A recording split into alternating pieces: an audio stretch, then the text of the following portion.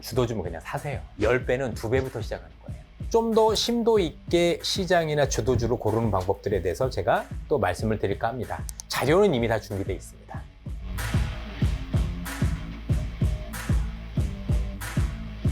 격월 이건규 시간입니다. 안녕하세요. 네, 안녕하세요. 우리 르네상스 자산운용의 이건규 대표님. 자주 네. 뵈니까 참 좋습니다. 예, 좋습니다. 사실상 월간 이건규 같은 격월 이건규. 네, 이번 달하고 지난 달하고 이제 겹치는 바람에.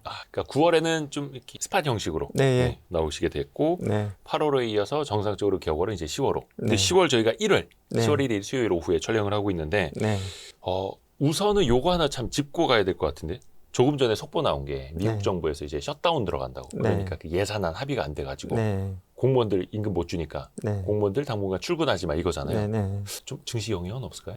과거에 보면은 셧다운이 수차례 있었고요. 근데 이제 그 셧다운이 결국에는 며칠의 차이일 뿐이지 항상 해결이 되어 왔었기 때문에 예. 그 증시에 영향을 크게 주지는 않았었어요. 있어도 과거에도. 잠깐. 네. 그 며칠간의 공백일 뿐이고 결국에는 해소되는 이슈이기 때문에 그렇게 증시에 크게 영향을 주지는 않았었다라고 봐주시면 됩니다. 그러니까 이게 7년 전이었던가요? 몇 해 전에도 있었는데 네. 그때는 정말 와 이런 일이 다 있나 막 이랬었는데 네. 이제는 좀 묻어내지기도 하고 네, 이게 뭐 걔네 경험이 또 저러네. 쌓이면서 예. 어차피 그 며칠간의 문제일 뿐이지 결국엔 해소된다라고 바라보고 있기 때문에 그렇게 큰 문제는 아니다라고 봐도. 그러게요. 하여튼 요거는 거의 임박했다. 그리고 이 예정된 수순이다. 네, 뭐 다 알고 있었고 결국은 뭐 며칠간의 이슈이고 이제 해결된다라고 보기 때문에 그게 크게 시장에 영향을 줄 것 같지는 않습니다. 뭐 미국의 행정부를 뭐 1년이고 2년이고 닫아두지는 않을 테니까요. 네, 그렇죠. 하여튼 뭐 미국이나 우리나라나 뭐 정치 상황은 네, 여기까지만. 자, 대표님이 좀 자료를 준비하셨더라고요. 예, 예, 지금 이제 AI 투자? 네, 예. 사실 그러니까 셧다운 때문에 흔들릴 것 같아도 또 역시나 AI 이슈로 계속 올라가는 게 또 미국 증시이기도 하잖아요. 네. 예. 이게 가장 큰 변화가 있었던 부분이 저는 오라클 실적이었다고 생각을 하는데요. 네. 요 자료 보시면 이 검정색 그래프가 되게 의미가 있었다고 생각을 해요. 네. 그래서 이게 그 클라우드 딜 규모인데요. 네. 이게 8월 달에 보면은 이 주황색 그래프가 급등한 것을 알 수가 있을 것 같아요. 이게 오라클의 실적이에요? 실적은 아니고 이제 월간 이제 클라우드 거래 규모라고 봐주시면 될 것 같아요. 오라클의. 예. 아, 그래서 보면은 이제 월별로 보면은 꾸준하게 증가를 해 왔었거든요. 근데 이제 8월 들어서 한 3배 정도 폭증을 한 부분들이 좀 있어요. 그래서 확실히 이제 뭐 오픈 AI뿐만 아니라 뭐 이제 메타라든지 이런 쪽에 이제 클라우드 수요가 급증하기 시작을 했다. 그래서 우리가 뭐 AI가 버블이 아니냐, 우리가 뭐 너무 많이 가는 거 아니냐, 주가가 오른 거 아니냐라고 논란이 있었지만 저는 이제 오라클의 이제 클라우드 수요를 보면서 이거는 좀 기우에 불과했다. 오히려 이제 클라우드 수요는 엄청나게 강하고 우리가 생각했던 것보다 서프라이즈하게 이제 수요가 증가하고 있다. AI 수요는. 네. 클라우드 수요도 마찬가지로 거기에 따라서 급등을 하고 있다라는 부분을 눈으로 하게 됐다라고 봐주시면 될 것 같고요. 네. 그리고 이제 오라클의 그러니까 실적 자체가 좋은 게 아니라 이제 이 클라우드 딜 규모 자체가 굉장히 서프라이즈했다라고 봐주시면 될 것 같고, 그래서 미래 자체를 되게 밝게 볼 수 있었다라고 봐주시면 될 것 같고요. 그리고 이제 오라클 다음으로 뭐 엔비디아라든지 뭐 이어서 나오는 그 실적들이 굉장히 조금 인상적으로 나왔다라고 생각을 해주시면 될 것 같습니다. 네, 그래서 시장의 어떤 색깔 자체가 저는 오라클의 실적 전과 후로 색깔이 싹 바뀌었다고 생각을 해요. 그래서 이제 오라클 실적 이후로 나스닥도 다시 신고가를 달리기 시작을 했고 색깔도 우리나라 장의 색깔도 바뀌기 시작을 했다라고 생각을 하고 있어요. 그래서 그 전에는 AI에 대해서 약간 뭐 버블이 아니냐 이런 논란이 많이 있었지만 저는 오라클 실적 이후에는 버블을 떠나서 그냥 증가하는 부분은 그냥 확정적인 미래다라고 보여지는 부분이 있는 것 같아요. 그리고 이어서 뭐 따라서 이제 뉴스들이 뭐 쏟아져 나오기 시작을 했는데 여기 뉴스를 보면은 이제 오픈 AI가 오라클하고 2027년부터 5년간 420조 원의 클라우드 계약을 했다라는 이야기가 나왔었고요. 그리고 이제 메타랑도 이제 큰 규모의 딜을 할 것이다라는 이야기가 있었는데, 그래서 이렇게 이제 큰 규모로 이제 계약 규모가 증가하면은 이게 이제 계단식으로 계속해서 이제 이 큰 규모가 유지가 될 것으로 보여지고 있고요. 그래서 26년까지 이 규모가 유지되는 가운데 27년도에 이제 또 한 번 점프업한다라는 거죠. 네, 이 이야기는 뭐냐면은 AI 수요가 우리가 생각했던 것보다 훨씬 강하다라는 부분을 알 수 있을 것 같아요. 수요가. 그리고 25년, 26년도까지 좋은 게 아니라 27년도에는 한 번 더 점프업한다라는 부분을 오픈 AI가 미리 보여준 거죠. 얘기를 해준 거죠. 그래서 27년까지는 적어도 AI 수요가 크게 증가한다는 부분을 미리 답안지를 보여준 것 같아요. 그러니까 저게 시차를 들고 실적으로 또 반영이 될 테니까 네. 미리 답안지를 보여줬다. 네. 왜냐하면 이제 그 클라우드 거래 규모를 미리 땡겨 놓은 거죠. 네. 그래서 이제 미리 선 수요를 땡겨 놨다. 그래서 27년까지 확실하게 클라우드를 많이 써야 되는 부분을 미리 선수요를 땡겨놨다라고 보면 될 것 같고요. 그리고 젠수한 같은 경우에도 이제 AI 수요가 우리가 이제 시장에서 분석가들이 분석하는 것보다 원래 사업가들이 봤을 때 AI 현장에서 봤을 때는 기대치를 압도하고 있다 할 것이다 이렇게 이야기를 하고 있고요. 주로 이제 빅테크들의 이제 컨퍼런스 콜에서 이야기 나오는 것들은 다 이제 예상하는 캐펙스 전망치를 다 올리거나 기대치를 다 올리는 쪽으로 이야기를 하고 있는 상태예요. 그렇죠. 그렇기 때문에 어떤 이런 이제 버블에 대한 논란은 저는 사라졌다라고 봐요. 불필요한 논쟁이 됐다. 네, 그래서 이제 이런 버블에 대한 어떤 이슈는 더 이상 논쟁의 거리가 되지 않는다라고 저는 생각을 해요. 그리고 이 닷컴 버블하고 많이 비교를 하는데 닷컴 버블 때가 이제 과거에 보면은 PR이 한 50배 정도 됐었거든요. 네. 근데 이제 지금 보면은 뭐 PR 22배라고 하면은 과거 대비했을 때 많이 비싼 건 아니고요. 그리고 이제 우리가 버블이라고 하는 거는 생각보다 높게 올라가요. 그래서 이제 닷컴 버블 때를 다시 생각해 보면은 5년 동안 5배 주가가 올랐거든요. 네. 근데 이제 닷컴 때 기업들의 특성들을 보면은 생각보다 기업들의 어닝이 세지 않았어요. 당시에는 거의 실적 없이 주가만 네. 올라갔고. 그러니까 기대감만 있었지 기업들의 실적이 세지 않았고요. 근데 이제 지금들의 AI 기업들의 특성들은 실적들이 되게 강하고 실적 드라이브가 되게 세게 걸리고 있는 가운데 예. 투자도 활발하게 이루어지고 있는 거거든요. 그래서 이제 밸류에이션도 어느 정도 나오면서 이익 전망치들이 계속해서 올라가고 있고 캐페스 전망치도 계속해서 올라가고 있는 상태이기 때문에 지금 버블이 있어서 주가가 너무 높다, 더 이상 오를 여지가 없다라고 얘기하기에는 너무 섣부르거나 너무 좀 이른 판단이다라고 생각이 저는 드는 거예요. 그러니까 버블은 이제는 논쟁거리도 안 된다. 제 개인적으로는 영혼입니다. 아직 버블을 논하기에는 예. 이른 단계다. 그러니까 왜 젠슨 황의 멘트도 그렇고 네. 사실 그쪽 사업하는 사람들은 뭔가 현장에서 느끼는 거고 사실 그게 더 정확할 수 있겠죠. 네. 근데 뭔가 사업적으로 프로모션 차원에서 네. 마케팅 차원에서 하는 말 아니야? 혹시나 저 말에 거품이 있지 않을까라는 의심들을 사실 일각에서 했던 건데 네. 그게 이제는 숫자로 나오고 있으니 네. 어떻게 뭐 부인할 수도 없는 거고요. 그리고 아까도 잠깐 얘기했지만 버블은 생각보다 오래 가고 높게 간다라고 근데 이게- 생각했을 때는 지금 버블 때문에 무서워서 투자를 주저하기에는 저는 아직 갈 길이 많이 남아 있어 보인다 이렇게 생각이 듭니다. 하기사 뭐 엔비디아 주가 한 지금의 절반 네. 아래에 있을 때도 버블 논쟁이 있었어요. 네, 그렇죠. 그리고 이제 그다음 페이지 잠깐 봐주시면은 네. 지금 뭐 오픈 AI가 이런 부분을 좀 주도하고 있는 것 같아요. 근데 기존에는 뭐 이런 논란이 있었던 것 같아요. 그러니까 뭐 미래의 일이다 보니까 뭐 이런 부분에 대한 불확실성이 있었는데 뭐였냐면은 이게 학습할 때 이제 AI 칩이 많이 소요가 되고 네. 이게 추론 시장으로 들어가면은 과연 이 칩이 추가적으로 많이 필요하냐, 학습할 때만큼 많이 필요하냐에 대한 미래의 일이니까 네. 잘 모르겠다. 투자 규모가 축소되는 거 아니냐라는 부분에 대한 퀘스천이 있었거든요. 네. 근데 지금 이제 챗GPT가 이제 뭐 4, 3, 4, 5 되면서 이제 업데이트가 되면서 데이터 소모량이 뭐 급증하는 것 같아요. 그래서 과거에 우리가 이제 우려했던 이제 이게 그 추론으로 들어갔을 때 서비스로 들어갔을 때는 학습할 때만큼 그렇게 데이터 센터가 불필요한 거 아니냐라고 그런 생각했던 부분들이 조금 그런 거는 좀 거쳐가는 것 같아요. 오히려 더 많이 필요해진다라고 보여지는 것 같은데요.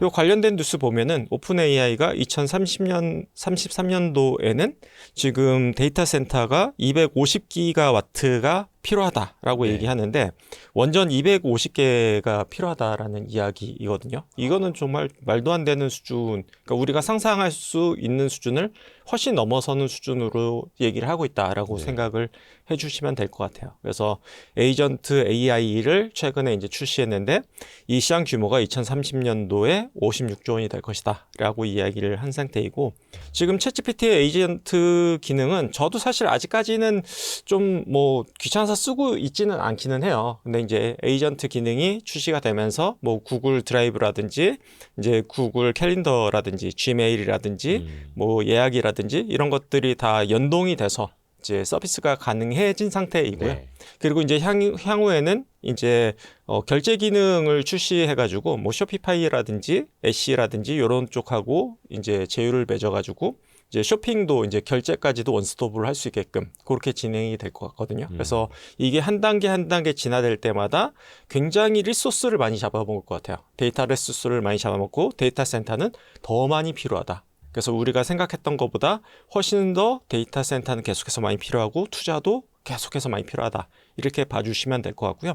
그리고 이제 마지막으로는 이제 오픈 AI가 이제 AI 생성용 영상용 소셜 앱 출시를 준비 중에 있다라고 하는 뉴스도 있거든요. 네. 그게 이제 소라2 기반으로 해가지고 전부 AI가 생성하는 이제 영상 네. 데이터 기반으로 하면은 영상 기반이면 얼마나 또 리소스를 많이 잡아먹겠어요. 그렇죠. 그래서 훨씬 많이. 엄청난 투자가 필요한 상황이다. 이렇게 생각을 해주시면 될 것 같아요. 그래서 네. AI의 진화가 되면 될수록 이게 이제 더 이상 투자가 좀 축소되지 않을까 생각을 했었는데 이 데이터의 필요량이 우리가 생각했던 것보다 더 기하급수적으로 증가하고 있고 그리고 이러한 AI 수요의 증가가 어떻게 보면은 미국 기업들한테만 좀 수혜를 돌아갔던 그런 부분들이 있었는데 최근 들어서 특히나 올해 3분기 들어와서 국내 반도체 기업들한테 수혜가 돌아가기 시작했다. 주가도 좋죠. 라는 부분이 가장 재미있는 부분인 것 같아요. 그러니까 저도 격월 이건규 시간에 꾸준히 반도체 산업에 네. 대해서 여쭤봤었고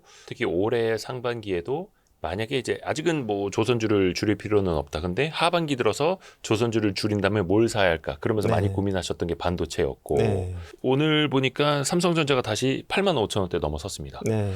그러면요. 수혜가 그 메모리 반도체까지도 이어진다라는 말씀? 네, 그렇죠. 그래서 요 마지막 그 메모리 관련된 장표인데요. 봐주시면은 이제 왼쪽 밑에 이제 DDR5 가격 추이를 보면은 이게 고개를 들고 올라오는 모습을 볼 수가 있는데요.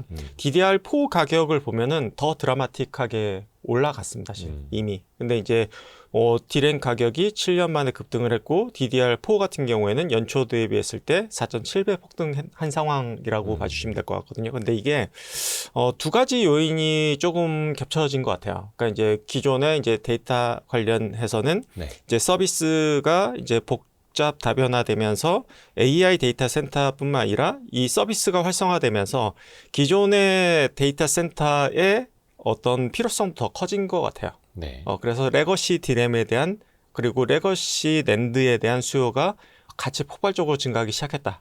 그래서 수요가 증가하기 시작했다라는 부분이 한 가지가 있는 것 같고요.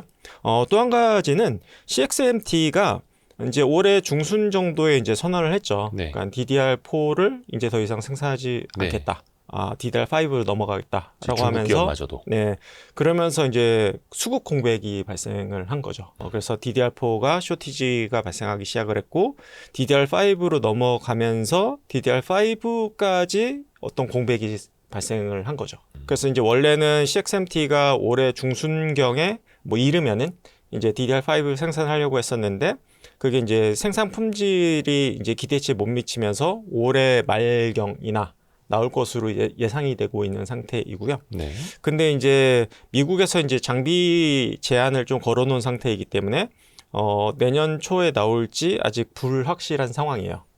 근데 만약에 정말 내년 초에도 못 나온다라고 하면은 이 사이클이 더 길어지겠죠. 호황 사이클이. 그러니까 뭔가 공급이 확실하게 빨리 따라오지 못하면서 생기는. 네. 그러니까 두 가지가 겹친 거죠. 수요가 폭발적으로 증가하기 시작을 했고, 그리고 이제 공급도 그 3사가 마이크론, 하이닉스, 삼성이 공급이 없는 가운데 네. CXMT까지도 DDR4를 셧다운하고 DDR5로 전환하려고 했는데 DDR5는 안 나오고 있는 상황. 감안했을 때는 이 수급이 완전히 꼬인 거죠.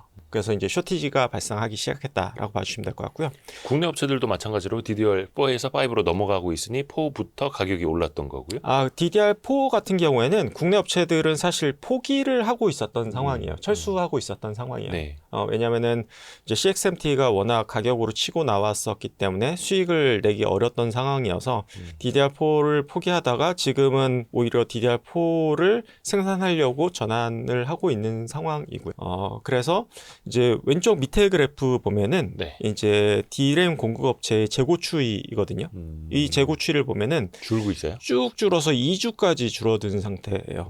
이건 되게 드라마틱한 변화이거든요. 그래서 지금 굉장한 DRAM 같은 경우 쇼티지 상황에 진입하기 시작을 했다. 그래서 이 부분은 DRAM 업황 개선에 그러니까 초입 국면에 들어갔다라고 보면 돼요. 그래서 이제 주가가 뭐 삼성전자가 됐든 하이닉스가 됐든 많이 오르긴 했지만 그러니까 업황만 봤을 때는 굉장히 좋아지는 초입 국면에 들어섰기 때문에 저는 지금이라도 반도체 밸류체인들은 지금 사도 늦지 않다. 다 좋다. 밸류체인들 같은 경우에는 그렇게 생각해도 무방할 것 같고요.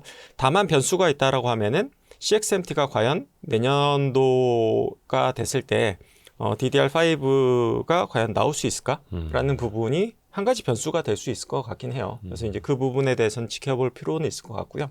그리고 이제 YMTC라고 하는 이제 중국 기업이 내년도에 이제 낸드 이것도 내년 초이거든요. 네. 그래서 이제 낸드 대규모 증산을 좀 앞두고 있기 때문에 그 물량이 나왔을 때 낸드 시장이 어떻게 변화할 수 있느냐라는 부분도 지켜봐야 되겠지만 적어도 올해 3분기, 4분기까지는 D램이 됐든 낸드가 됐든 쇼티지 상황에 직면했고 엄청난 호황 국면에 접어들었다 이미 그렇게 생각을 해주셔도 무방할 것 같습니다. 그러니까 확실히 수요와 공급에 대해서 설명을 해주셨고, 근데 네. 다만 이제 안타까운 거는 최근에 삼성전자 막 7만 전자, 8만 전자 네. 올라오는 과정에서 개인 투자자들이 또 많이 팔았잖아요. 네. 가격만 보고. 네. 근데 그게 아니라 지금 사도 될 정도다. 네, 지금 사도 될 정도로 지금 호황 국면에 접어들었다 이렇게 생각해 주시면 될 것 같고요. 근데 이제 이야. 이 부분이 지금도 늦지 않은 것 같아요. 왜냐하면은 뭐 올해 4분기까지도 이제 쭉 이어지는 구조이고 내년 초에 다시 한번 살펴봐야겠지만 외국계 기관 같은 경우에는 뭐 최소 2년간의 이제 슈퍼 사이클이다라고 얘기하는 기관들도 있기는 하거든요. 그래도 그걸 여쭤보려고 그랬는데요. 네. 그 일시적으로 CXMT가 DDR4에서 5로 넘어감으로 인해서 얘네가 이걸 못하고 있는 그 과정에서 잠깐의 어떤 네. 공급의 공백 네. 때문인 건지 구조적인 건지를 봐야 하잖아요. 네. 근데 또 많은 분들이 이해를 잘 못하시는 게 지금 경기도 안 좋아지고 있고 네. 미국 경기도 좀 이제 경제 지표도 좀 둔화된다고 하는데 경기 민감주인 반도체가 좋을 이유가 뭘까? 네. 그러니까 예를 들어서 HBM 좋다는 건 다 압니다만 네. 사이클 자체가 아주 좋은 사이클로 들어갈 수 있다라고 봐야 하는 근거는 그럼 뭐가 되는 거예요? 아까 얘기했듯이 수요가 증가한 이유는 기존에는 이제 학습 시장이 AI 학습 시장이 좀 커지면서 초기 시장이 형성이 되면서 네. 이제 그 AI 서버 시장이 이제 학습 시장이 좀 커졌다라고 하면은 예. 데이터 센터 같은 경우에는 근데 지금은 이제 범용 데이터 센터의 수요가 크게 증가하기 시작을 한 거죠. 그래서 이제 수요 자체, 시장 자체가 좀 바뀌었다라고 보는 게 맞아요. 범용 데이터 센터까지. 범용 데이터 센터의 수요가 증가하기 시작했다. 왜냐하면은 서비스를 이제 사용하는 사람들의 숫자도 증가했고, 그리고 이제 그 서비스 자체도 조금 다변화되면서 그 데이터 센터를 잡아먹는 데이터의 범위 자체가 커진 거죠. 넓어진 거죠. 그렇기 때문에 기존하고는 서비스 자체가 더 넓어지면서 기존하고 바뀐 거예요. 환경 자체가. 이게 그 챗GPT 3, 4, 5로 넘어오고 5에서도 새로운 서비스가 에이전트가 붙고 뭐 소라 서비스가 붙고 다른 서비스가 붙어가면서 이 데이터 센터를 잡아먹는 데이터 수준이 달라지는 거예요. 그 저희도 AI 서비스 다양한 걸 되게 유료로도 많이 쓰고 있습니다만 네. 예를 들어서 뭐 영상 만들어주는 거, 음악 만들어주는 거, 뭐 재미로 한두 번 쓰거나 아니면 그 업에 있는 사람들이나 쓰는데 이제 네. 에이전트 시대가 돼버리면은 네. 마치 스마트폰 애플리케이션 다운받아서 몇 개 쓰듯이 네. 일반인들도 훨씬 더 이제 많이 쓰게 된다는 거. 네, 그렇죠. 그래서 데이터 센터에서 이제 수요가 필요한 부분들이 이제 생긴 부분은 이제 구조적으로 바뀐 부분이기 때문에 네.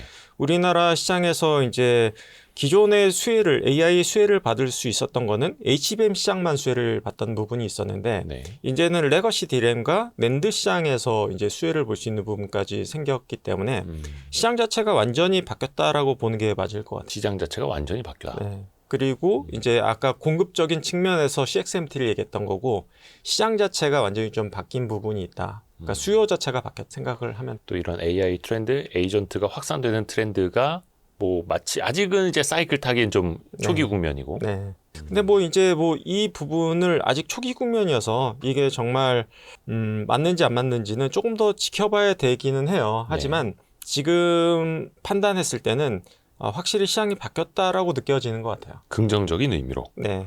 어떻게 보면 이제 시작일 수도 있다라는 거. 네. 그럼 맞습니다. 굉장히 이건 좀 길게 보시는 거네. 저거 근데 2년 사이클로 볼 수 있지 않을까라는 기대감이 있어요. 근데 이제 그 중에 변수는 CXMT가 내년 시장에서 어떻게 적응하느냐가 될 것 같기는 해요. 예를 들어서 뭐 CXMT가 가장 베스트 케이스는 HBM을 만들겠다라고 올인을 한다. 그래서 이제 DDR5를 만들긴 하지만 DDR5를 거쳐서 그러니까 이제 HBM을 가기 위한 거치는 단계로 간다라고 하면은 가장 베스트일 것 같아요. 왜냐면은 HBM을 만들려고 하면은 결국엔 나오는 거는 2027년 정도 될 걸로 보고 있거든요. 네. 그러면은 결국은 그 HBM도 안 나오고 DDR5도 많이 안 나올 거예요. 내년에. 그러면은 이 호황이 2027년까지 쭉 이어가는 구조가 될 거거든요. 그래서 경쟁자의 개발 상황 네. 면밀히 또 이거는 지켜봐야 네, 하는 그래서 이제 거고요. 그런 부분에 대해서 지금은 뭐 확신 있게 얘기할 수 있는 부분, 지켜봐야 되는 부분이기 때문에 뭐 100% 확신할 수는 없지만 환경 자체는 매우 좋아졌다. 환경. 네. AI 투자로 인한 사이클, 메모리 반도체 사이클까지 이야기를 해주셨고 아까 그 데이터 센터에 대한 수요뿐만 아니라 전력에 네. 대한 수요도 잠깐 말씀해 주셨잖아요. 네. 그거는 곧 원전까지도 이어진다고 보면 되나요? 뭐 원전뿐만이 아니라 뭐 LNG까지 다 좋죠. 지난번에도 그 원전 네. 그러니까 이제 미국에서 생겼던 네. 뭐 웨스팅하우스의 소송 막 이런 것 때문에 네. 이제 여쭤봤었을 때도 네. 그 노이즈 너무 신경 쓸 필요 없다 이렇게 말씀해 네. 주셨었잖아요. 네. 지금도 좀 마찬가지겠죠. 마찬가지이고요. 저는 원전 여전히 좋게 보고 있고 다만 이제 시장에서 기대하고 있는 거는 어서 빨리 한 개라도 빨리 나와줬으면 좋겠다라고 기대를 하고 있기는 해요. 대형 뭔가 원전 수주가 좀 예, 늦어지다 보니까 아직까지는 안 나오고는 있어서 네. 근데 이제 그게 하반기 내에 어찌됐든 나올 거라고 저도 보고는 있어요. 근데 이제 그 시점을 아무도 알 수 없다 보니 뭐 기다림의 시기가 되고 그러니까 시간이 계속 조금 이어지고 있다라고 보여지고 있는 것 같기는 하고요. 네. 그리고 또 보니까 다시 또 신고가 가는 종목이 있습니다. 네. 방산주. 네. 물론 이제 종목별로 조금 엇갈리기는 합니다만 네. 휴전은 얘기만 계속 나오고 있고 제대로는 안 되고 있고 네. 이것도 역시 더 길게 간다 이렇게 봐야 될까요? 지금 시점에서 좀 어떻게 점검하기? 방산도 제가 그 장표를 하나 만들어 네. 왔는데요.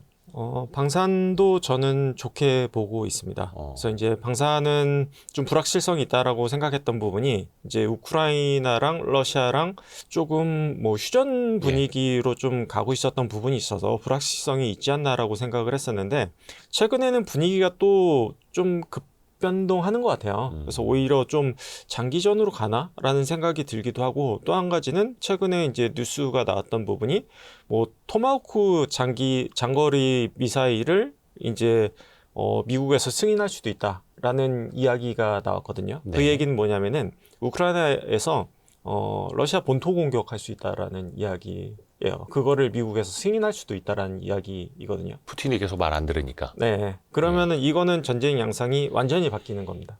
이거는 그냥 러시아 본토 공격하겠다라는 이야기예요. 그리고 미국에서 승인하겠다라는 이야기이거든요. 지금 좀 트럼프 위원이 안 살고 있죠. 자기가 네. 이제 취임하자마자 종전시키겠다라고 했었는데 네. 푸틴이 말 안 듣고 있고 네. 땅 그대로 달라고 하고 있으니 네. 젤렌스키 입장에서 따라가지도 못하고 있고 네. 그래서 종전 분위기에서 조금 다시 좀 험악한 분위기로 좀 가고 있다. 뭐 이런 부분의 느낌이 좀 있는 것 같고 그리고 중동 지역의 분쟁도 계속해서 가라앉을 만 하다가도 다시 불씨가 지펴지고 이런 부분들이 반복적으로 나타나면서 그냥 트럼프를 못 믿고 그냥 각자 도생해야 된다는 쪽으로 분위기가 많이 흘러가고 있는 것 같아요. 그러니까 말로는 뭐 네. 평화의 시대를 끌고 오겠다, 네. 종전시키겠다, 휴전하겠다. 네. 그래서 더 이상은 못 하지만- 믿고 그냥 우리가 각자 도생하고 우리가 각자 투자해서 각자 살아남아야겠다 쪽으로 많이 흘러가고 있는 것 같아요. 그래서 유럽 쪽에서도 이게 조금 평화 협상이 되면은 이제 조금 방산 비중 좀 줄여도 되겠지라는 생각을 좀 갖다가도 네. 또 다시 바뀐 것 같아요. 이거 정말 휴전이 되더라도 러시아 못 믿겠다라는 쪽으로 흘러가고 있는 것 같고, 그리고 이제 뭐 독일이나 뭐 다른 이제 유럽에서 방산을 사기에는 가성비가 너무 떨어진다라는 게 컨센서스가 네, 조금 네. 형성되어 가고 있는 것 같아요. 네. 그래서 확실히 우리나라 쪽의 문의가 점점 더 커지고 있고, 우리나라 방산에 대한 경쟁력이 점점 더 두터워지고 있다라는 생각이 들고 있는 것 같아요. 그래서 주가는 뭐 이미 신고가 수준에 있지만 밸류에이션을 보면은 많이 비싸다는 생각이 들진 않아요. 그리고 향후 수주 모멘텀을 감안했을 때는 여전히 수주 받을 것들이 대기하고 있는 것들이 되게 많은 것 같아요. 그래서 추가적인 수주 모멘텀 감안했을 때는 여전히 업사이드가 남아 있어 보이고 향후에 장이 만약에 흔들린다라고 하면은 방산이 제일 편할 수도 있거든요. 네. 그래서 방산도 약간 러시아 우크라이나 전쟁 화해 무드로 인해서 약간 고민스러웠던 구간이 있었다라고 하면은 지금은 오히려 다시 조금 방산도 계속 가져가야 되는 구간으로 좀 보인다라고 생각이 드는 것 같아요. 그리고 뭐 하나 에어로스페이스 같은 경우에도 뭐 이제 사우디에서 이제 타이곤 장갑차가 계속해서 이제 보이고 있으면서 수출 임박한 거 아니냐 뭐 이런 뉴스들이 계속 나오고 있는 상태이고요.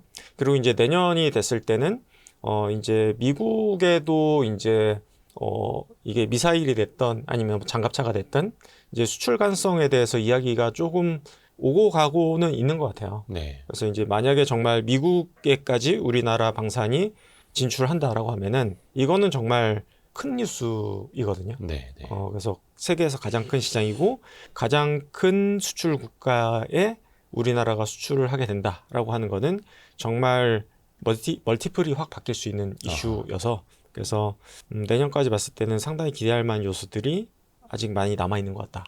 이렇게 생각이 되는 것 같아요. 연휴 끝나고 그 아덱스 2025라고 방산 전시회 열리거든요. 성남공항 네. 거기에서 저희도 이번에 촬영 가려고 하는데 네. 혹시 가보실래요? 같이? 아, 시간 뭐- 없으셔서 바쁘셔서 안 가봐도 저희가 대신 갔다 와서 영상으로 올려드릴게요. 네, 그리고 충분히 여러분도 뭐 저희도 그 충분히 경쟁력에 대해서 충분히 믿고 있습니다. 23년도에 저희도 다녀오고 작년에는 안 갔었어 가지고 올해는 좀 가보려고 합니다. 네.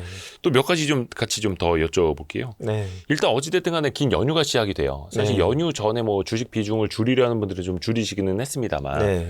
대표님은 신경 안 쓰이세요? 연휴가 너무 길어가지고.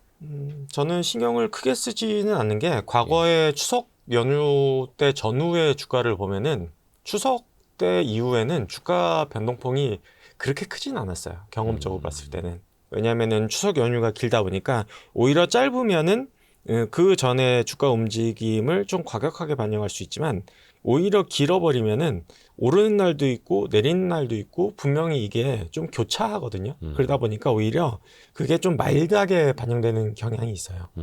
그래서 이제 과거에 추석 때 이후에 주가 추이를 보면은 그렇게 과격하게 주가가 반영됐던 적은 많진 않아요. 그래서 뭐 추석 때 너무 그렇게 우려하실 필요는 없다. 과거에 보면은 그렇게 과격하게 주가가 변동됐던 적은 많진 않다. 이렇게 생각해 주시면 돼요. 또 막연하게 그런 것도 있는 것 같아요. 그러니까 트럼프가 또 자고 일어나면 무슨 네. 글을 올릴지 모르는데 네. 거의 열흘 가까이 이러고 있어야 되나? 네. 최소한 일주일을. 네. 그래서 불안한 거죠. 근데 과거에 보면은 그랬던 적은 많지 않다. 이렇게 생각해 주시면 좀 증시에 이 정도면 변동성은 아니라고 봐야 될까요? 예를 들어서 거의 3,500에 근접했다가 네. 한 3,300선대까지 한 100 몇십 포인트 네. 좀 떨어졌다가 네. 최근엔 다시 회복은 하고 있습니다만 네. 이 정도는 뭐 변동성이라고 뭐 안 보시나요? 늘 있는 변동성이고요. 그리고 저는 이게 아까 초기에 이제 IT 부분 이야기 드렸었는데 네. 기존에 조금 아쉬웠던 게 이제 미국장 같은 경우에는 AI라는 큰 트렌드에 맞는 종목들이 많이 있다 보니까 트렌디하게 올랐었는데 우리나라는 거기에 좀 걸맞는 종목들이 많지 않다 보니까 이제 조방원 중심으로 좀 움직였던 네. 그게 이제 결국에는 전력과 관련된 회사들이었던 거죠. 네. 그래서 좀 아쉬움들이 있었는데 이제 드디어 AI와 관련된 반도체가 수혜를 볼 수 있는 우리나라 산업에 굉장히 큰 틀 내지는 큰 비중을 차지하고 있는 반도체가 드디어 이제 수혜를 보기 시작하는 부분이 눈에 들어오기 시작을 한 것 같거든요. 그러면은 우리나라 장에 상당히 기대를 걸어볼 만한 부분이 저는 생겼다라고 생각을 해요.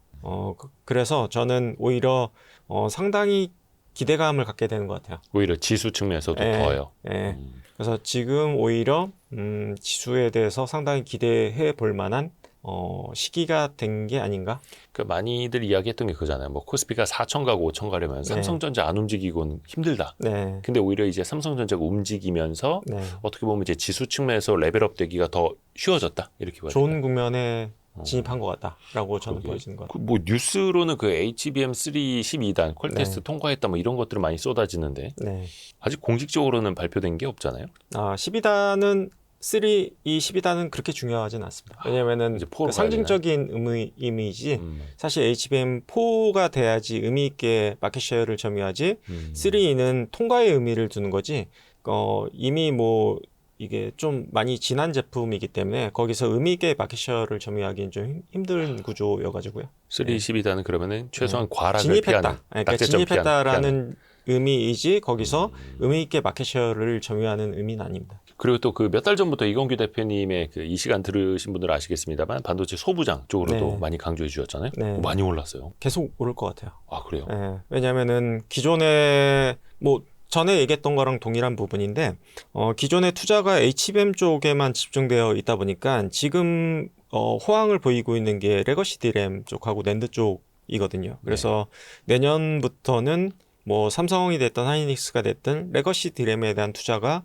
진행될 수밖에 없다라고 보고 있고요. 그래서 잠들어 있던 소부장들이 그냥 뭐 사실 무차별하게 다 좋을 것 같아요. 기존에는 그거죠. 뭐 미국을 비롯해서 투자 사이클에 들어가는 장비 업체들 중심으로 먼저 보자고 말씀해 주셨었는데 네. 이제는 소재 무차별하게 좋을 것 같아요. 그거는 말 그대로 그 사이클 자체가 좋아지니 네. 그러면은 요것도 좀 더 여쭤볼게요. 그러면은 미국에서 금리 인하 기대가 한창 커지다가 네. 파월 의장이 조금 이제 매파적인 발언도 하고 또 미국 증시 좀 고평가됐다 이런 이야기하면서 좀 조정이 나오기도 했었는데 그러다가 또 수급적으로 보면은 반도체 쪽으로 수급이 빨려가고 네. 이러면서 바이오주가 좀 뭐 길게는 아닙니다만 네. 한 보름 정도? 네. 한 2주 정도 좀 조정을 받고 있잖아요. 네. 바이오주는 지금 어떻게 보세요? 바이오는 이게 저는 순수하게 정말 개별 주식으로 접근해야 된다고 생각을 해서 전체적인 시장에 대해서는 사실 잘은 모르겠어요. 저는 그냥 다만 카테고리에 대해서 한 가지 카테고리에 대해서 관심 있는 카테고리는 하나가 있기는 하거든요. 카테고리요. 예, 그게 이제 스킨 부스터 카테고리에 대해서 관심을 갖고 그 중에서 재밌는 변화가 있다라고 저는 생각을 해요.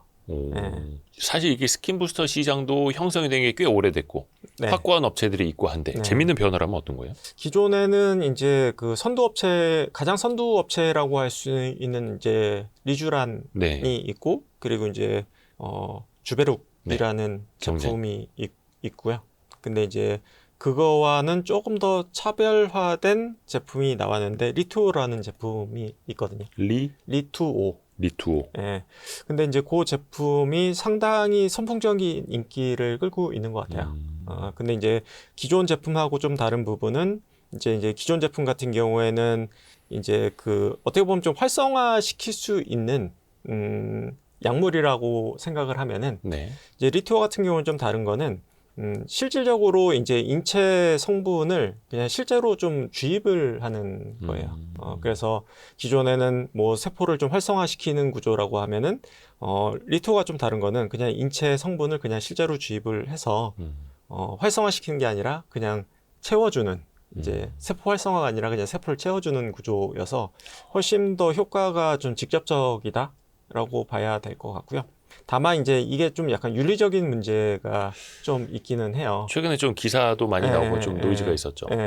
그게 이제 뭐 조금 사채에서 좀 추출한 부분이 좀 있어서 그게 이제 윤리적으로 문제가 있지 않냐라는 이야기가 좀 있어서 좀 주가가 좀 등락을 거듭하는 부분은 좀 있긴 한데 저는 뭐 그걸 바라보기 나름인 것 같아요. 그러니까 바로 바라보기 나름인데 결론적으로 얘기하면은 크게 문제는 없다라고 저는 생각을 해요. 대부분이 지금 이제 미국에서 이제 원재료를 가져오고 네, 있는 네. 상황이고요. 그러니까 네. 합법적으로 다 가져오고 있는 상태예요. 근데 미국 같은 경우에는 조금 더 이제 그런 기증 문화가 되게 발달되어 있거든요. 네. 특히나 이제 뭐 장기 이식뿐만 아니라 이제 피부 기증 같은 경우에도 되게 많이 발달되어 있고, 그게 이제 선택을 할 수가 있어요. 그래서 예를 들어서 나는 장기 기증만 하겠다.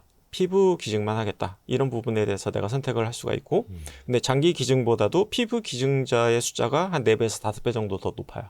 그래서 되게 활성화되어 있는데 그 이유를 살펴보면은 이제 우리나라에 비해서, 그러니까 이제 미국은 이제 돈을 기부하는 것도 되게 발달되어 있잖아요. 네, 네. 그 이유가 이제 그걸 기부했을 때 사회적으로 이제 인정해 주는 것도 있고, 또 한 가지는 이게 되게 투명하게 쓰인다, 잘 쓰인다라는 쪽에 사회적인 인식이 많이 되어 있다라는 부분이 있을 것 같은데, 장기 기증도 마찬가지인 것 같아요. 그러니까 되게 좋은 일 한다라는 부분에 사회적인 인식도 있고, 그리고 이제 투명하게 사용돼서 좋은 곳에 쓰인다라는 부분에 대한 인식이 있는 것 같고요. 그리고 피부 이식도 마찬가지인 것 같아요. 그래서 이제 이게 되게 좋은 곳에 쓰인다라는 부분이 있고, 그리고 제도적으로도 많이 뒷받침되는 부분이 이게 실질적인 이득도 좀 주는 것 같아요. 실질적인 이득이요. 네, 그러니까 예를 들어서 내가 이거를 기증을 했을 때, 네네네.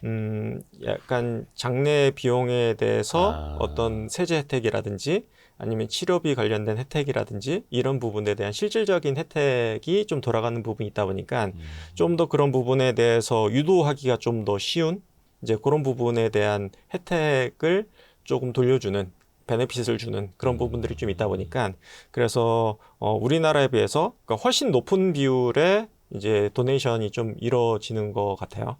예, 그래서 확실히 우리나라에 비해서 이제 그런 기증 비율이 높고, 그래서 거기서 많은 부분의 원재료를 가져와서 이제 뭐 물론 이제 의료용으로 쓰이는 부분이 있긴 하지만, 그게 이제 기증을 받을 때 의료용만 쓰이게 체크할 수도 있고, 이게 피부 미용에도 쓰여도 관계없다고 체크할 수도 있어요, 기증자가. 그래서 이제 피부 미용으로 써도 된다라고 체크를 하면은 피부 미용으로 써도 전혀 문제가 없는 거예요. 그러니까 법률적으로 전혀 문제가 없는 부분이고요. 그리고 조금 제도적으로 조금 쉬운 부분이, 예를 들어서 이제 자동차 보험 가입을 할 때, 내가 만약에 문제가 생겼을 때 이제 장기 이식이나 피부 이식 가능하게끔 이제 조치하겠다라고 체크가 좀 비교적 상대적으로 간단하게 그런 부분에 대해서 미리 선제적으로 좀 체크를 할 수 있는 것 같더라고요. 네. 그래서 이제 제도적으로 많이 뒷받침되어 있어서 수급이 그래도 상대적으로 잘 되는 구조로 되어 있다, 이렇게 이해를 해주시면 될 것 같아요. 그래서 뭐 좀 시장에 나타나는 노이즈는 좀 일시적인 걸 수도 있을 저는 테고, 그거는 본질적인 건 아니다. 너무 윤리적인 부분에 대해서 부각을 시켰지만 냉정하게 봤을 때는 크게 문제는 없는 것 같다라는 부분이고, 그리고 실질적으로 효과에 있어서는 개인적인 요거는 사견입니다. 네. 근데 훨씬 좋은 것 같아요, 효과는. 누가 보신 거예요, 그 효과를? 그 효과는 제가 이제 제 와이프한테 네. 이제 제안을, 요런 제품이 있는데 한번 스터디 겸 한번 피부 관리 맞아보면 어떨까라고 얘기했는데, 제가 이제 동네 피부과 약간 1호 고객으로 맞았거든요, 제 와이프가. 근데 원래 다른 것도 맞으셨었어요? PDRN 다른 거? 리쥬란을 맞아봤죠. 근데 리쥬란하고 리투하고 제가 비교했을 때는 그냥 압도적이에요. 표본이 효과가. 너무 좋은 거 아닙니까? 물론 그렇기 때문에 제 사견이라고 얘기했고요. 그리고 이제 이 네. 표본뿐만 아니라 다른 네. 표본도 제가 얘기를 들었어요. 다른 지인의 아는 분이 맞았을 때, 주식을 전혀 모르시는 분인데 그걸 맞자마자 나와서 이거 만드는 회사 어디냐, 주식 사야 되는 거 아니냐라고 얘기를 하셨다고 하더라고요. 그러니까 사실 생각해 보면 네. 리쥬란도 그런 식으로 이제 주식하는 분들이 이제 많이 발굴하고 네. 초창기부터 투자하고 막 실적 추적 관찰하면서 올라왔던 건데, 네. 이게 또 재미난 변화네, 말씀 그대로. 네, 근데 상당한 변화를 줄 만큼 의미 있게 저는 그 정도요? 네, 그 리쥬란의 가장 큰 장점은 뭐냐면은 검증된 의약품, 그쵸. 그리고 누가 맞아도 트러블이나 부작용이 없다라는 부분이고요. 리투의 단점은 아직 검증은 덜 됐다. 이런 부분이 될 것 같아요. 근데 제 개인적인 사견은 상당히 가능성을 보여주고 있는 것 같다라는 부분이고요. 그리고 이제 단점에 대해서 한 가지 더 말씀드리면은 네. 이익이 나진 않을 거예요. 예?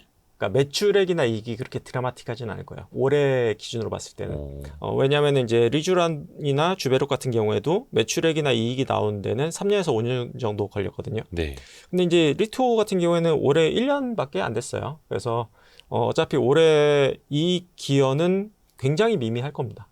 매출액 성장은 향후에도 높겠지만 이익 기여는 그렇게 크지 않을 거다라고 생각을 하시고 한 3년 정도 기다려야지 길게. 이익 기여는 올라올 것이다. 이렇게 생각해 주시면 됩니다. 그러니까 그 회사도 그러니까 그 리투오 만드는 회사 주식도 최근에 이게 언제 들어섭니까? 그 거의 3분기 들어서 네. 2배 네. 올랐다가 최근에는 거기서부터 한 상태 떨어졌나? 최근에 네. 좀 주가 변동이 커요. 네, 주가 변동이 크죠. 노이즈도 좀 있고. 왜냐하면은 숫자가 나오려고 하면 시간이 걸릴 거기 때문에 기대감으로 올랐다가 숫자가 나오면은 숫자가 안 나오네 하면서 좀 조정받을 수 있고 그리고 이제 이게 윤리적으로 맞네 안 맞네 넘어야 할 좀. 뭐 그런 부분들의 노이즈가 분명히 있을 것 같은데요. 근데 이제 장기적으로 봤을 때는 트렌드는 확실히 저는 맞고 트렌드를 탔다라고 보여지는 것 같아요. 재밌습니다. 네. 그러니까 사실 어떻게 보면은 시장에서 이제 화제가 되기 시작한 지 얼마 안 된 그 네. 제품 혹은 회사이다 네. 보니까 네. 그렇죠. 이렇게 또 발굴하는 재미가 있지 않습니까? 생활 네, 속에서. 그렇죠. 좋습니다. 좋습니다. 이게 확실한 하나의 일종의 그 카테고리, 네. 스킨 부스터 네. 카테고리라고 말씀해 하나의 주셨던 변화가 거고. 좀 생긴 것 같다. 그런 그러니까 생각이 스킨 드는 것 부스터 같아요. 시장도 엄청나게 커지고 있고 그쵸? 또 이제 그 PDRN 시장으로 뛰어드는 회사들도 뒤늦게 네. 또 되게 많아지고 있는데 네. 그 안에서 생겨나는 변화 네. 말씀해 주셨고요. 그래서 뭐 다른 아까 말씀드렸지만 뭐 다른 건 이제 콜라겐을 이제 형성하게끔 유도체를 넣는 거고요. 네. 이제 리투오는 콜라겐을 비롯한 그 생체 성분을 직접 그대로. 주입하는 거고 그게 이제 차이다라고 봐주시면 돼요. 이거 한번 맞아봐야 되는데 한번 맞아보시면 좋을 것 같습니다. 일단 세수나 잘 네. 하겠습니다. 뽀사시한 모습으로 또 예, 선크림도 잘 안 맡아주시면, 발라가지고 네. 또 하나가 그 올해 네. 정말 상반기 그러니까 스타 주식까지는 아니지만 이쪽이 정말 좋았던 게 특히 이제 자사주를 많이 갖고 있는 지주사들 네. 상법 개정에 대한 기대감 네. 물론 이제 3차 상법 개정도 이제 추진이 되고 있고 네. 자사주 소각을 뭐 의무화하네만의 이야기를 하고 있는데 은근히 또 지주사가 올라갔다 쉬었다 다시 올라가기도 하는데 네. 지금 시점에서는 좀 어떻게 보세요? 과거에도 일본을 보면은 예. 이게 밸류업 프로그램이 시행이 됐을 때 맨 처음에 올랐던 주식이 뭐 저PBR 주식 그리고 금융 주식 자사주 많았던 회사들이 맨 처음에 올랐고요. 네. 그리고 이제 초반을 지나서 중반 이후에는 이런 주식들이 많이 오르진 않았어요. 그러니까 초반에 그런 주식들이 많이 올랐고 중반 이후에는 오히려 밸류에이션이 높고 어닝이 좋은 애들이 많이 올랐거든요. 그래서 우리나라도 저는 비슷하게 가지 않을까라는 생각이 좀 그래서 과거에 조금 기대감으로 이제 지주사 같은 경우에는 확실히 디스카운트 요인이 있어요. 뭐 이중상장 네. 문제는 뭐 여전하고요. 디스카운트 요인이 있고 과거에 비해서 디스카운트 요인이 조금 줄어든다일 뿐이지 고유에 갖고 있는 디스카운트 요인이 완전히 사라지는 건 아니기 때문에 뭐 이게 과거에 비해서 좀 주목을 받았다일 뿐이지 프리미엄까지 받아야 될 이유는 없거든요. 그래서 한번 주목을 받았기 때문에 디스카운트가 조금 옅어졌기 때문에 추가적으로 올라야 될 정도로 예를 들어서 프리미엄을 받아야 될 정도의 요인은 없기 때문에 저는 추가적으로 올라야 될 요인은 없는 것 같다. 그리고 또 한 가지 부분은 이제 IT를 비롯해서 다른 뭐 자동차라든지 주요 업종들이 다 별로 볼 게 없었기 때문에 이제 상대적으로 이제 그런 것들을 저렴한 찾아서 많이 갔었지만 네. 지금은 예를 들어서 IT가 다시 주도주로 올라온다라고 하면은 그런 주식들을 찾는 수요가 많이 줄어들 거예요. 상대적으로 수급 측면에서. 그래서 많이 관심도가 저는 떨어질 거라고 저는 보고 있습니다. 종합적으로 또 봐야 되니까요. 네. 그리고 그동안에 그 주주환원 우등생이라고 네. 표현해 주셨던 금융주 같은 경우는 네. 또 저는 쉬었다가 또 다시 올라가기도 하고요. 지주랑 저는 비슷하게 보고 있어요. 그러니까 지주, 저PBR, 금융 다 마찬가지 관점에서 바라보고 있습니다. 특별한 수급도 비슷하고. 모멘텀은 없을 것 같다. 또 최근에 증권주들이 조정을 많이 받았었거든요. 네. 근데 지수는 다시 거의 사상 최고치 근접해서 가고 있는데 네. 증권주는 아직 고점을 회복하지 못하는 네. 증권주들이 막 나타나고 있어요. 이건 네. 좀 어떻게 봐야 됩니까? 계속 발맞춰서 갈 것 같아요. 그러니까 이제 조금 먼저 갔다가 뭐 다시 떨어졌다가 근데 확실히 증권주는 변동성이 항상 커 왔어요. 과거부터.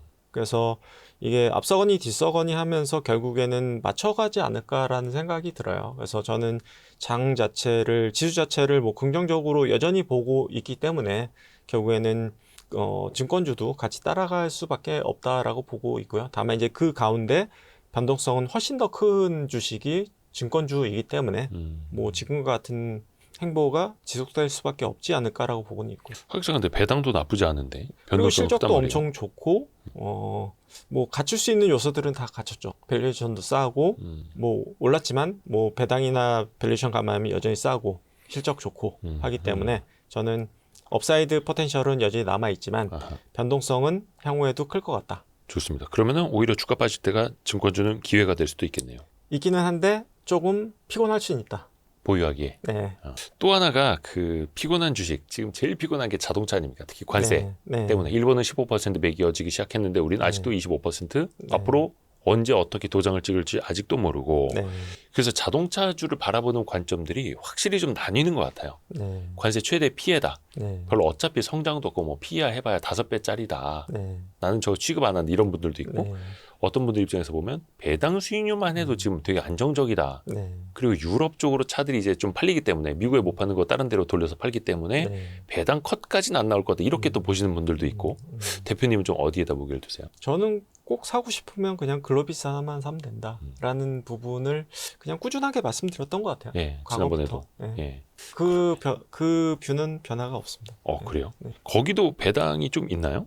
배당이 있는 건 아닌데요. 네. 이제 뭐 이게 그러니까 지주라기보다는 이제 지배구조 변화가 뭐 불가피하게 있을 거고 그러면은 뭐 지배구조상의 수혜를 볼 수 있는 주식 중에 하나이고 그리고 현대차 그룹 내에서는 가장 어닝이 탄탄한 구조이고 현대차가 특별히 자동차에서 그러니까 예를 들어서 전기차가 됐든 자율주행이 됐든 특별한 강점을 못 보여주고 있다라고 저는 생각을 하기 때문에 현대차를 사고 싶은 생각이 그렇게 막 크지는 않아요. 그러니까 싸다고 해서 사고 싶지는 않은 것. 그래서 그 중에서 꼭 현대차 그룹을 가져가고 싶다라고 하면은 그냥 글로비스 사는 게 제일 편하다. 그러니까 글로비스가 현대차 그룹뿐만 아니라 해외 다른 자동차 메이커들의 차도 실어 날아주고 하니까. 네, 그렇죠. 뭐 중국 차도 날라주는 부분이 있고 하기 때문에 실적이 제일 탄탄하고 그리고 지배구조 개편에 있어서 수혜 볼 수 있는 부분도 있고 이제 뭐 로봇 관련돼서도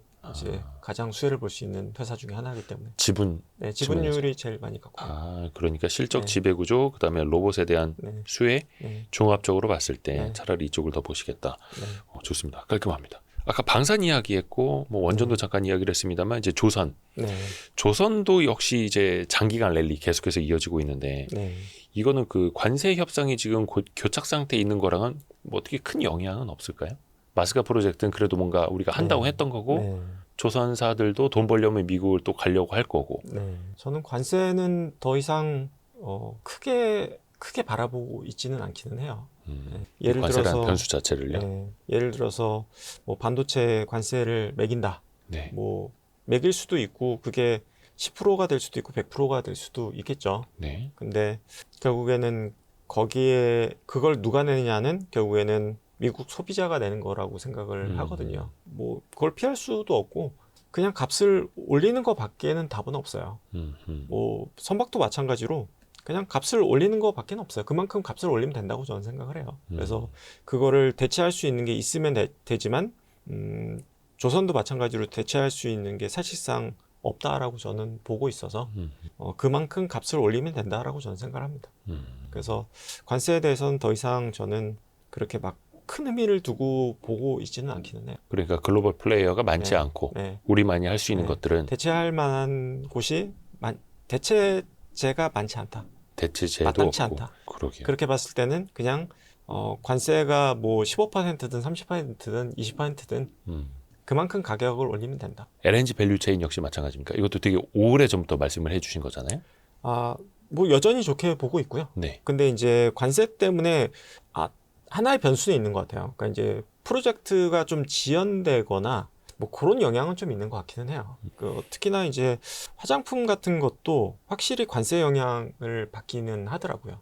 그래서 조금 그러니까 재고 소진부터 하면서 좀 수입을 좀 늦춘다든지 아니면은 예를 들어서 그런 영향도 좀 있을 것 같아요. 그러니까 수출입 데이터를 보면은 단가가 낮아져 보이는 효과는 있을 것 같아요. 네. 예를 들어서 10,000원에 수출하던 거를 현지 법인에다가 8,000원에 수출을 해요. 네. 그러면은 관세를 맞잖아요. 네. 그러니까 관세를 최대한 줄여서 현지에서 유통 마진을 마진을 붙이고, 좀 높게 더 붙여서 붙이고. 그래서 관세를 좀 최대한 낮게 맞게끔 그러면은 이제 수출입 데이터에서 ASP가 갑자기 팍 빠지는 느낌을 좀 줄 수가 있겠죠. 그러게요. 수출 금액이 빠지니까 그러면 또 주가 측면에서도 화들짝 놀랄 거고.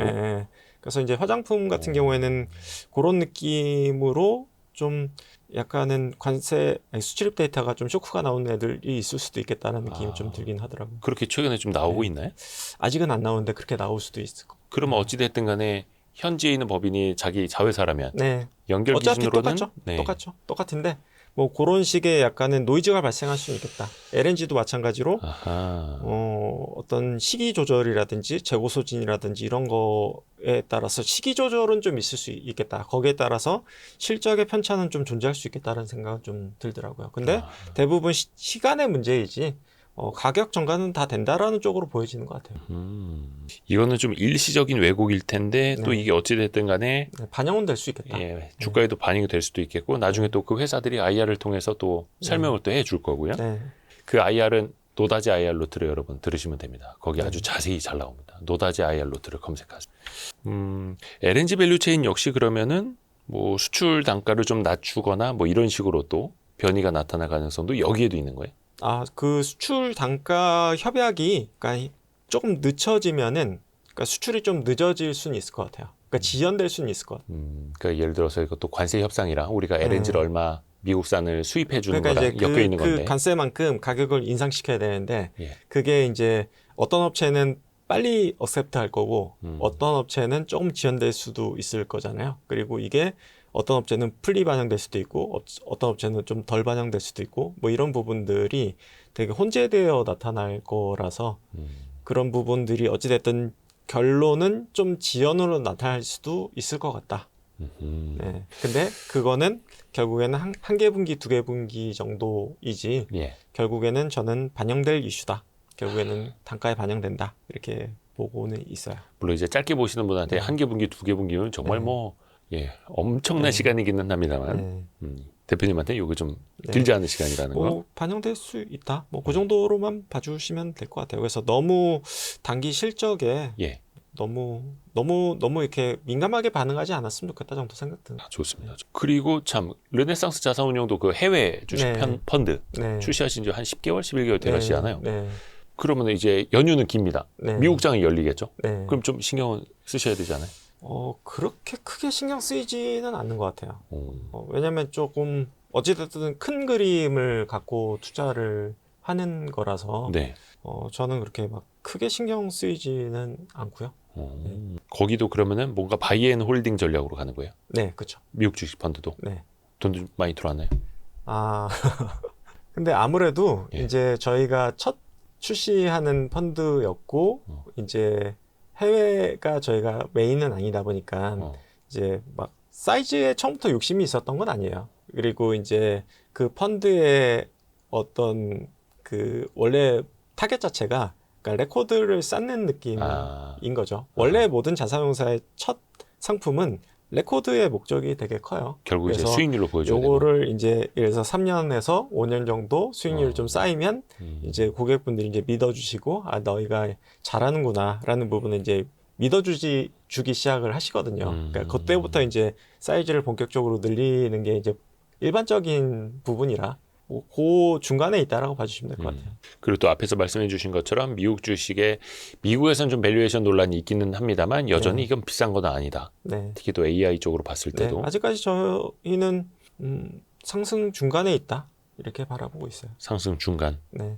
그 미국에서 또 금리 여부에 따라서 또 유동성의 힘에 따라서 밸류에이션 또 더 달라질 수도 있잖아요. 네. 근데 지금 예상되는 그 경로는 그냥 깔고 가시는 거고요. 금리 저는 경로 같은 거. 금리든 뭐 크게 관계없다. 그러니까 기업들의 어떤 실적 성장만으로도. 그냥 이 AI 결국에는 투자 사이클이 상승을 이끌었고 이 투자 사이클의 변화가 없다고 하면은 다른 변수들은 저는 노이즈에 불과할 뿐이지 크게 중요하진 않을 수 있다라고. 참 근데 이 AI 투자 자체만으로도 노이즈가 늘 많았습니다. 한 1년여 전만 하더라도 AI 그게 돈이 되느냐. 네. 뭐 엔비디아 이런 데만 돈 버는 거고 네. AI 서비스 기업이 돈 벌 수 있겠느냐. 뭐 이런 네. 노이즈가 있었고 네. 그 이후에도 AI 서비스 기업들 뭐 구글도 마찬가지고 네. 투자 안 하면 우리는 영원히 밀려버린다. 안 할 수가 네. 없다. 막 이렇게 네. 나왔었고 근데 저는 그런 노이즈들이 지금 다 명쾌해졌다고 생각해요. 명확해졌다. 이거는 네. 가야만 하는 네. 길이다. 다 명확해졌다. 그러면은 그 미국 주식 투자를 하실 때도 네. 선별을 하실 때도 네. 애초에 장기 투자가 가능한 것 위주로 고르세요? 그쵸. 그래서 이제 국내, 아까도 잠깐 이야기 드렸지만, 그러니까, 다 AI라는 큰 틀에서 저희는 투자를 했던 것 같아요. 지난 1, 2년간을 되돌아 봤을 때는. 그래서 이제, 국내 투자할 때도 AI에 대한 수혜를 볼 수 있는 게 뭐가 있을까라고 생각을 했을 때, 결국에는 전력과 관련된 것들을 찾을 수밖에 없더라고요. 국내에서는. 네, 국내에서는. 어쩔 수 그래서 없이. 이제 전력과 관련된 것들의 비중이 가장 높았었고요. 그러니까 미국에 투자할 때도 이제 AI 수혜주를 찾다 보니까 근데 이제 AI 직접적인 수혜주들이 미국에는 있었죠. 그러다 네. 보니까 AI 소프트웨어 관련된 회사들이 돈을 많이 버는 사이클에 있었고 그래서 이제 AI 소프트웨어 관련된 주식들 비중 예를 들어서 한 60% 그리고 미국에도 이제 전력과 관련된 회사들이 많이 상장되어 있어서 네. 거기도 한 40% 정도는 이제 전력 인프라 관련된 회사들 그렇게 담아서 가고 있었고요. 최근에 조금 변화가 있었던 부분은 AI 소프트웨어 중심에서 AI 하드웨어를 최근에 좀 늘리기 시작을 했어요. 왜냐하면은 결국에는 이거는 이제 국내에서 조금 아이디어를 얻게 된 거죠. 그래서 해외랑 국내랑 저희가 좀 같이 아이디어를 좀 얻으면서 가는 게 이게 아까 말씀드렸듯이 뭐 오라클 실적을 보면서 이거 AI가 정말 되는 쪽으로 가는구나라고 아이디어를 얻게 되면서 국내 쪽에 변화를 준 거는 IT 쪽의 비중을 늘리기 시작을 했고요. 오라클 실적이 나오면서 그때 시점부터 IT 비중을 늘리기 시작을 했고 그리고 이제 삼성전자랑 하이닉스를 보면서 소프트웨어뿐만 아니라 하드웨어 투자도 증가하겠구나라는 아이디어를 얻어서 이제 미국 쪽에는 AI 소프트웨어에서 다시 하드웨어 비중을 좀 늘린 쪽으로 비중을 변화를 좀 시켰어요. 그래요. 네, 그래서 상호간에 보완을 해주고 상호간에 시장에서 힌트를 얻어서 이제 비중 좀 조절을 하는 그런 쪽에 좀 활용을 하고 있는 상태예요. 그러면 AI 하드웨어라는 건 반도체, 데이터 센터, 뭐 전력기기 이렇게 가나요? 뭐 반도체 장비도 포함되어 있고요. 네. 장비주. 네. 요거는 해외요? 네, 해외.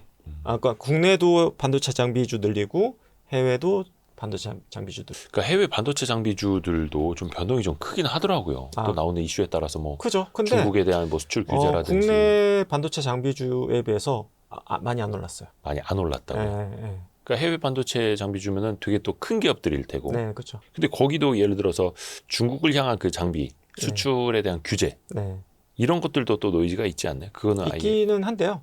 어찌됐든 삼성하고 하이닉스하고 마이크론하고 지금 투자를 많이 늘려야 되는 상황이어서 지금 캐펙스 추세를 보면 2025년도에 꽤 많이 증가했고 26년도에는 더 늘어나야 되는 상황으로 보이는 것 같아요. 그리고 이제 HBM 쪽만 하더라도 투자가 엄청나게 증가를 해야 되는 상황이에요. 그래서 HBM 같은 캐파라고 했을 때는 이제 단수를 많이 많이 쌓아야 되는 거잖아요. 네네. 웨이퍼를. 그래서 그 캐파 자체가 투자 자체가 엄청나게 사실은 많이 증가해야 되는 부분이 있다 보니까 거기에다가 레거시 디램까지 투자해야 된다고 하면은 투자 사이클이 꽤 크게 나타날 수 있다라고 생각이 듭니다. 그러니까 AI 투자 사이클 맨 처음에 강조해 주신 게 결국에는 실제 그 펀드 구성에서도 이렇게 또 나타나는 거고요. 그래서 이제 미국 장비 회사들은 주가가 많이 빠져 있어요 지금. 네네네. 네, 그래서 이제 오히려 기회다라고 좀 봤던 부분이 있고. 근데 실질적인 그 반도체 관련주들의 투자는 또 이어질 수밖에 없기 때문에 네. 지금이 오히려 기회다. 네. 그러게요.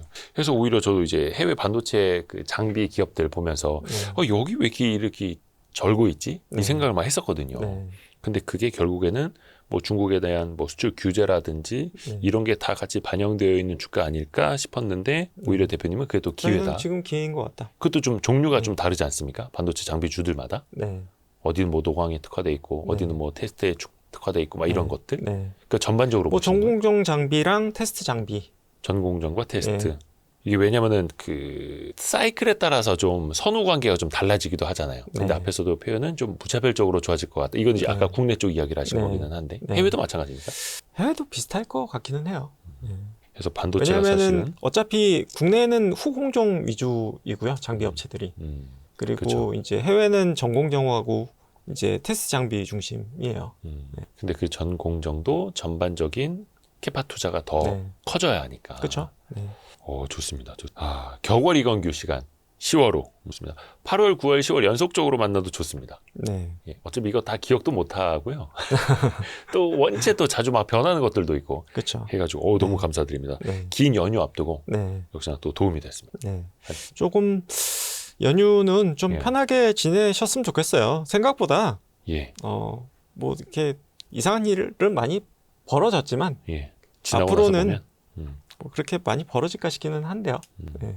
해서 코스피도 저희가 녹화하고 있는 시간 현재 한 3,454 정도 네. 나타내고 있고 이것도 뭐 조정 받을 것 같아서 또 연휴 앞두고 막 또 줄여놓은 사람 입장에서 보면 좀 배 네. 아플 수도 있어요. 네. 반도체도 다시 다 올라갔고 그래서 어찌 될진 저는 모르지만 지금은 좀 용기를 갖고 뭐 여전히 좀 가져갈 만한 때다라고 저는 생각을 하고 있습니다. 저희가 얼마 전에 유튜브 네. 커뮤니티에 투표 하나 올렸거든요. 네. 주변 사람들의 반응이 궁금해서. 네. 그러니까 여전히 주변 사람들은 네. 주식에 관심 없다라는 게 거의 절반 가까이 아, 있습니다. 그럼 더 좋죠. 네. 네. 그리고 포모 느끼고 있다 이런 게 거의 얼마 안 됐었어요. 신기합니다. 그 정도 수준까지 오르진 않았죠. 한 4,500 이 정도 돼야지 포모를 느끼겠죠. 예전에 팬데믹 당시만 하더라도 네. 거의 지수 한 2,000 후반대 가니까 막 난리도 아니었잖아요. 막 주변에서. 네. 네. 근데 지금 아직까지도 과열은 아닌 것 같고. 그렇죠. 심리상으로는. 네. 근데 뭐 저는 이게 향후에 지금도 지수는 올랐지만 개인들이 갖고 있는 주식들이 예를 들어서 뭐 2차전지 이런 것들을 많이 갖고 계셔서 그러니까 소외감을 되게 많이 느끼고 계신 것 같거든요. 근데 향후에 지수가 오르더라도 소외감 많이 느끼실 것 같아요. 그러니까 오르는 애들만 오르고 안 오르는 애들은 계속 안 오를 것 같아서 조금 선별해서 투자를 해야 되지 않을까라는 생각이. 소외감 느끼지 않으시려면 네. 와이스트릿을 보셔야 되고요. 네. 격월 이건규 시간을 꼬박꼬박 챙겨 보셔야 됩니다. 네. 예. 오르는 애들이 더 오르는 장이 될 것 같습니다. 저는. 네. 해서 뭐 하십니까? 지금 좋아요 누르고 나가셔야죠. 네, 끝났습니다. 나가시기 전에 좋아요와 댓글, 또 응원의 댓글도 많이 부탁드립니다. 르네상스 자산운용의 이건규 대표님 함께했습니다. 고맙습니다. 네, 감사합니다. 아유 고생하셨습니다. 고생하셨습니다. 네. 고생하셨습니다. 아유 감사합니다. 네. 한 시간이 넘었네.